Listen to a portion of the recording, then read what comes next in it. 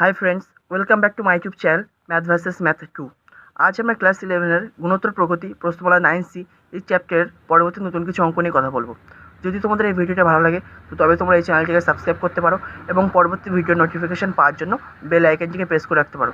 তাছাড়া তোমরা যদি সমান্তর প্রগতি প্রশ্নমালা 9B কিংবা অনুক্রম শ্রেণী প্রশ্নমালা 9A এই সমস্ত চ্যাপ্টারের অঙ্কগুলো দেখতে চাও, আমার আরেকটা চ্যানেল আছে ম্যাথ ভার্সেস ম্যাথ, সেখানে গিয়ে দেখতে পারো।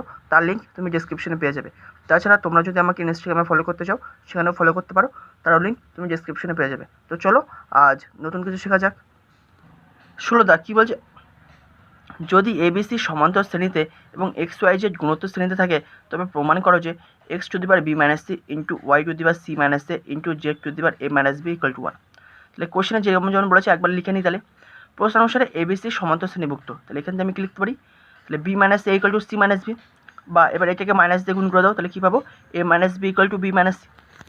আবার বলেছে কি এক্স ওয়াই জেড গুণোত্তর শ্রেণীভুক্ত, তার মানে কি মিডলটার বর্গ ইকুয়াল টু প্রান্ত দুটো সংখ্যার গুণফল, that is Y square equal two x Z. তাহলে এই যে দুটো কন্ডিশন ওরা বলে দিয়েছিল সেটাকে আমরা লিখে নিলাম। এবার যেটা দিয়েছে প্রমাণ করতে তার বাম পক্ষ ইকুয়াল টু ডান পক্ষ প্রমাণ করবো। তাহলে বাম পক্ষটা লিখে নিয়েছি আমি, তাহলে এই যে বাম পক্ষ আমি লিখে নিয়েছি x to the power b minus c into y to the power c minus a into z to the power a minus b. তাহলে দেখো আমি পেয়েছিলাম কি a minus b equal to b minus c.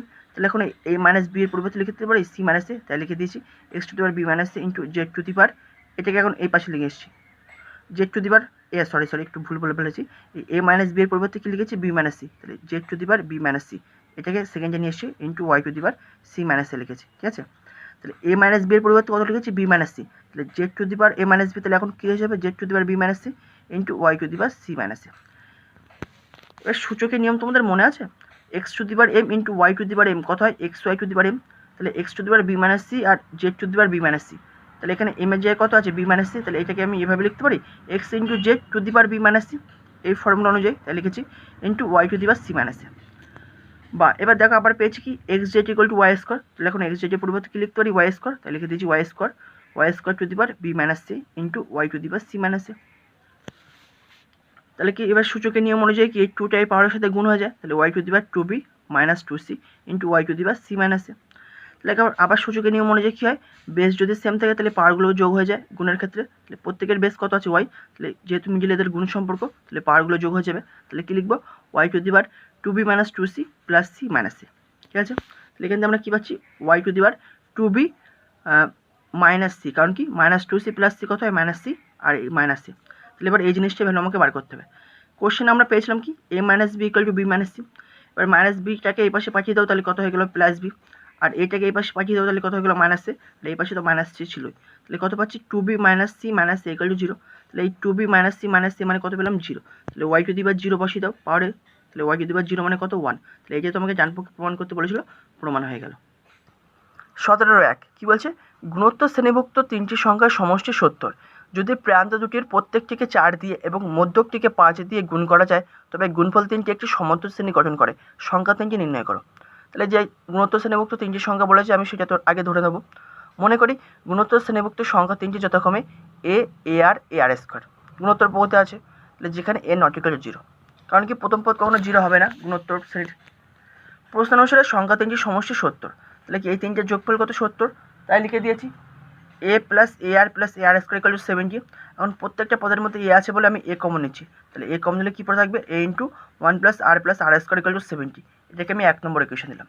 এবার second ওর একটা condition বলেছে কি প্রান্ত সংখ্যা দুটির সাথে, দ্যাট ইজ প্রান্ত দুটির সংখ্যা মানে কি এ r square, that is a আর স্কোয়ারের প্রত্যেকটিকে 4 দিয়ে এবং মধ্যকটিকে, তাহলে মধ্যে কোনটা আছে এ আর, দ্যাট ইজ এ আরকে 5 দিয়ে গুণ করলে সংখ্যা তিনটি কী হয়, তাহলে প্রান্ত সংখ্যা দুটিকে 4 দিয়ে গুণ করো তাহলে কত পাবো 4a আর স্কোয়ার, আর মিডিলটিকে 5 দিয়ে গুণ করো তাহলে সংখ্যা তিনটি কী হয়ে যাবে মিডিলটা কত হয়ে যাবে 5a। তাহলে এখন নতুন সংখ্যা তিনটি কী হবে 4a 5a আর স্কোয়ার। এবার প্রশ্ন অনুসারে কী বলছে এই যে নতুন তিনটে সংখ্যা পেলাম না 4a 5a আর স্কোয়ার, এই প্রাপ্ত সংখ্যা তিনটি সমান্তর শ্রেণী গঠন করে। তাহলে তুমি জানো এবিসি যদি তিনটে সংখ্যা সমান্তর শ্রেণীভুক্ত হয় তাহলে আমরা কী লিখি a plus c by two equal to b, তার মানে কি প্রথমটা প্লাস তৃতীয়টা বাই টু ইকুয়াল টু দ্বিতীয়টা, এখানেও তাই লিখেছি প্রথমটা প্লাস তৃতীয়টা that is 4a plus 4a r square by two equal to দ্বিতীয়টা দ্যাট ইজ ইকুয়াল টু এখানে কত আছে 5a আর। তাহলে এবার এটাকে সিম্পলিফাই করো, তাহলে কী করছি ওপর থেকে আমি 2 কমন নিচ্ছি, তাহলে 2 কমন নিলে কী পাবো 2 into 2a plus 2a r square by two equal to 5a r, তাহলে 2 কেটে যাচ্ছে, তাহলে কী পড়ে থাকছে 2a plus 2ar square equal two 5ar। এবার 5arকে এ পাশে নিয়ে এসো, তাহলে কী পাবো, এটাকে একটু গুছিয়ে লিখছি 2ar square minus 5ar plus 2a equal to 0। এবার আমি এ কমন নিয়ে নিচ্ছি, তাহলে এ কমন নিলে কী পাবো 2r square minus 5r plus 2 equal to 0। এবার আমি বলে আছিলাম মনে আছে প্রথমে এ নট ইকুয়াল টু 0, তাহলে এটাকে আমি এই পাশে পাঠিয়ে দিলাম, তাহলে 0 বাই এ, তাহলে 0 হয়ে গেল। তাহলে পড়ে থাকবে শুধু এই জিনিসটা 2r square minus 5r plus 2 equal to 0। তাহলে এটাকে মিডল টার্ম করো, তাহলে কত পাচ্ছি 2r square minus 4r minus r plus 2 equal to 0। তাহলে এখন এই প্রথম দুটো পদের মধ্যে থেকে আমি 2r কমন নিচ্ছি, তাহলে 2r কমন নিলে কী পাবো 2r ইন্টু r মাইনাস 2, আর এই দুটো পদের মধ্যে থেকে আমি -1 কমন নিচ্ছি, তাহলে -1 into r minus 2 equal to 0। তাই আমরা কত পড়ে থাকছে r minus 2 into 2r minus 1 equal to 0। তার মানে কি দুটো জিনিসের গুণফল 0 মানে কি হয় r মাইনাস 2 ইকুয়াল টু 0 বা r ইকুয়াল টু 2, নতুবা 2r মাইনাস 1 ইকুয়াল টু 0 বা r ইকুয়াল টু হাফ। তাহলে যখন r ইকুয়াল টু 2 হবে তখন একটা a এর ভ্যালু পাবো, যখন r ইকুয়াল টু হাফ হবে তখন a এর একটা ভ্যালু পাবো, তাই বের করছি। নাও একে r ইকুয়াল টু 2 বসিয়ে পাই, তাহলে 1 নম্বর ইকুয়েশনটা কী ছিল a into 1 plus r square equal to 70। তাহলে এখন একে r এর জায়গায় কত বসবো 2, তাহলে কত পাবো a into 1 plus 2 plus 2 square মানে 4 ইকুয়াল টু 70। দ্যাট ইজ এই সমান কত পাচ্ছি 70 বাই এটা যোগফল 7, দ্যাট ইজ এর ভ্যালু 10 পাচ্ছি। দ্যাট ইজ যখন r ইকুয়াল টু 2 তখন a ইকুয়াল টু 10। এবার r ইকুয়াল টু হাফ যখন, তখন a ইকুয়াল টু কত সেটা বের করে নেবো। নাও একে r ইকুয়াল টু হাফ বসিয়ে পাই, তাহলে 1 নম্বর ইকুয়েশনটা কী ছিল a into 1 plus r square equal to 70।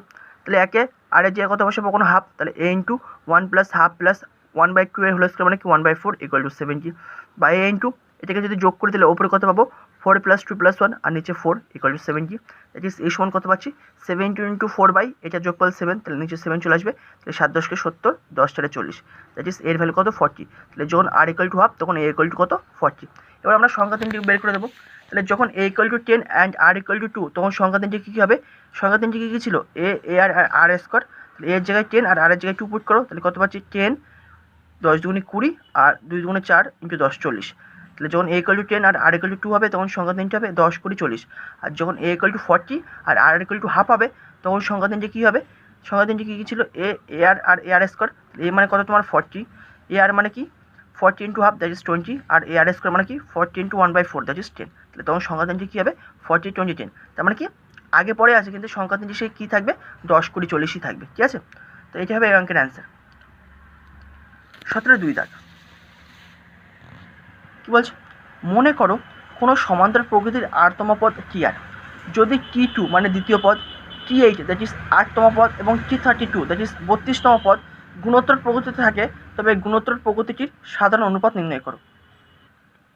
মনে করি প্রদত্ত সমান্তর প্রকৃতি, যে সমান্তর প্রকৃতিটার কথা বলেছে, দুটো জিনিস না থাকলে তো আমরা ক্যালকুলেশন এগোতে পারি না, একটা হচ্ছে প্রথম পদ আর একটা হচ্ছে সাধারণ অন্তর সমান্তর প্রকৃতির ক্ষেত্রে। তো আমি তাই লিখছি, মনে করে প্রদত্ত সমান্তর প্রকৃতির প্রথম পদ এ এবং সাধারণ অনুপাত লিখে ফেলেছি, এখানে অন্তর লিখতে হবে। সাধারণ অন্তর ইকুয়াল টু ডি, কারণ কি সমান্তর প্রকৃতির ক্ষেত্রে ওটা হয় সাধারণ অন্তর আর গুণোত্তর প্রকৃতির ক্ষেত্রে হয় সাধারণ অনুপাত। দুটোই একসাথে করছি তো সেজন্য একটু গুলিয়ে গেল।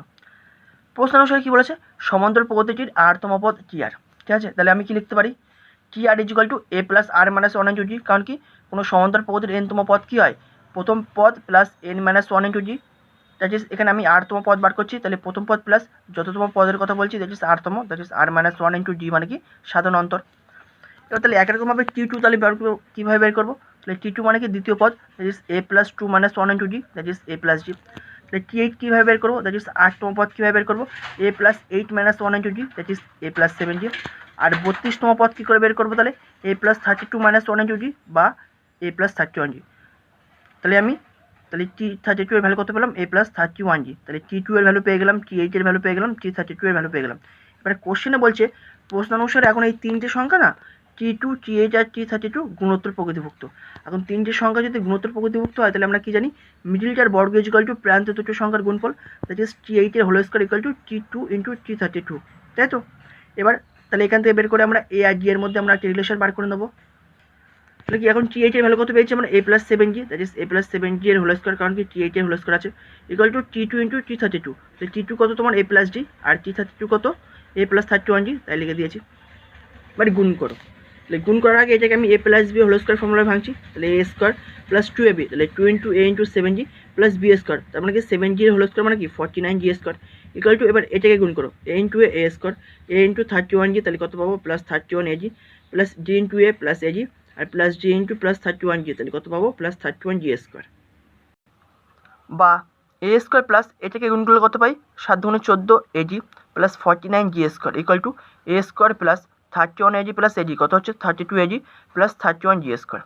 তাহলে এবার আমি কী করছি দেখো, এ স্কোয়ার প্লাস 49 জি স্কোয়ার আর এই এ স্কোয়ারটাকে এই পাশে নিয়ে আসছি, তাহলে হয়ে গেল মাইনাস এ স্কোয়ার, আর এই 31 জি স্কোয়ারটাকে এই পাশে নিয়ে আসছি, তাহলে কত পাচ্ছি minus 31 G square equal two এই পাশে 32 এজি আছে আর এই 14 এজিটাকে এই পাশে পাঠিয়ে দিচ্ছি, তাহলে মাইনাস 14 এজি, বা তাহলে ক্যালকুলেশন করলে আমরা কত পাচ্ছি মাইনাস এ স্কোয়ার প্লাস এ স্কোয়ার কেটে যাচ্ছে, তাহলে 49 G square minus 31 G square কত হচ্ছে 18 জি স্কোয়ার ইকুয়াল টু এটাকে বিয়োগ করলে 18 এজি। তাহলে যেহেতু জি নট ইকুয়াল টু 0, তাহলে জি তুলে দাও, তাহলে আমরা এখান থেকে কী পাচ্ছি এই 18 জি আর 18 জি তুলে দিলাম, তাহলে এই পাশে পড়ে থাকবে শুধু জি, এই পাশে পড়ে থাকবে এ, তাহলে আমরা কি রিলেশন পাচ্ছি জি আর এর মধ্যে, জি ইকুয়াল টু এ। এবার আমাকে বলেছে কি গুণোত্তর প্রকৃতিটির সাধারণ অনুপাত বার করতে হবে, তার মানে কি T8/T2 করলেই আমরা সাধারণ অনুপাত পেয়ে যাবো, দ্যাট ইজ 8তম পদ বাই 2তম পদ। তাহলে T8 এর ভ্যালু আমরা কত পেয়েছিলাম a+7g, আর T2 এর ভ্যালু কত পেয়েছিলাম a+g। তাহলে a+7g এর জায়গায় এখন কত লিখবো a, কারণ কি g ইকুয়াল টু a, তাহলে a+7a by a+a that is 8a/2a। তাহলে কাটাকুটি করো 2 4 8, দ্যাট ইজ গুণোত্তর প্রকৃতিটির সাধারণ অনুপাত কত হবে তাহলে 4। তো আশা করি এই পর্যন্ত তোমরা বুঝতে পেরেছো। নেক্সট ভিডিও আবার পরবর্তী নতুন কিছু অঙ্ক নিয়ে আবার কথা হবে। Thank you.